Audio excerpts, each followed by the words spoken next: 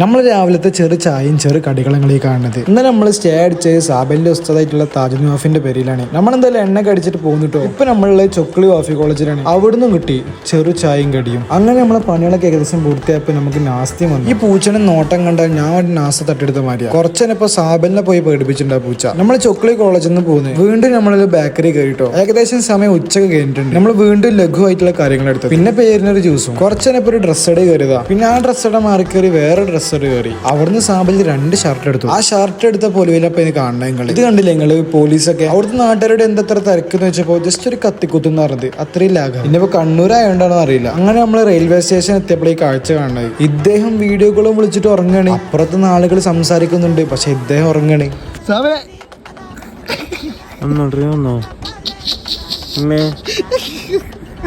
എന്തായാലും നമ്മൾ ട്രെയിനൊക്കെ വന്നിട്ടോ. സ്വാഭാവികമായി നമുക്ക് സീറ്റ് കിട്ടിയിട്ടില്ല. പിന്നെ അവിടുത്തെ വലിയ ഫ്രീക്കാണ്. മരണമാസം കണ്ട് ഇറങ്ങിക്കാന്ന് തോന്നേ. കണ്ടോ മുമ്പിൽ ബാക്കിലൊക്കെ ഇത് നമ്മൾ സാബില് പരിചയപ്പെട്ട ബീഹാറിലെ ഓന്റെ പുതിയ സുഹൃത്ത്. ട്രെയിനിൽ നിന്ന് ഇറങ്ങുമ്പോൾ അടക്കം പോലും പിരിഞ്ഞിട്ടില്ല. സാബിലിന് വീണ്ടും വിശന്നു. അതിലൊരു ഐസ്ക്രീം. നമുക്ക് വീണ്ടും ബസ് കിട്ടിയിട്ടുണ്ട്. നമ്മളിപ്പോ എട്ടിക്കുളം കോളേജിലാണ്. ബാക്കി വിശേഷങ്ങൾ പിന്നെ പറയാം.